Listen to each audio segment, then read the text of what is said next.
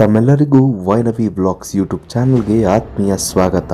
ಇಂದು ಐತಿಹಾಸಿಕ ನಗರಿ ಎಂದೇ ಖ್ಯಾತಿ ಪಡೆದ ಶ್ರೀರಂಗಪಟ್ಟಣದ ಒಂದು ಪ್ರಾಚೀನವಾದಂತಹ ಸ್ಥಳದಲ್ಲಿ ನಾನಿದ್ದೇನೆ. ಈ ಸ್ಥಳದ ಹೆಸರೇ ಥಾಮಸ್ ಇನ್ಲ್ಯಾಂಡ್ ಡಂಜನ್. ಈ ಜೈಲನ್ನು ವಿಜಯನಗರ ಸಾಮ್ರಾಜ್ಯದ ದೊರೆ ತಿಮ್ಮಣ್ಣ ನಾಯಕ 1495ರಲ್ಲಿ ನಿರ್ಮಿಸಿದರು.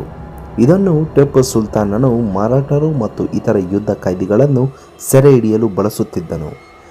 ಈ ನೋಟದಲ್ಲಿ ಜನಪ್ರಿಯ ಕರ್ನಲ್ ಬೇಲಿಯ ಡಂಜನ್ ಅನ್ನು ಹೋಲುತ್ತದೆ.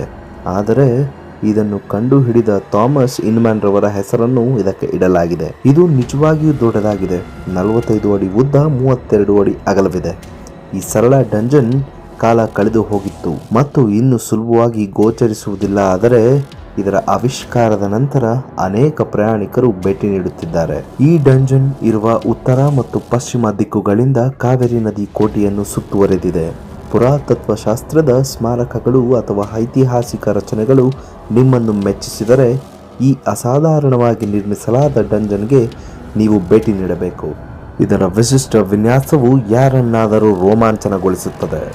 ನೀವು ಒಮ್ಮೆಯಾದರೂ ಈ ಥಾಮಸ್ ಇನ್ಲ್ಯಾಂಡ್ ಡಂಜನ್ಗೆ ಭೇಟಿ ನೀಡಲೇಬೇಕು.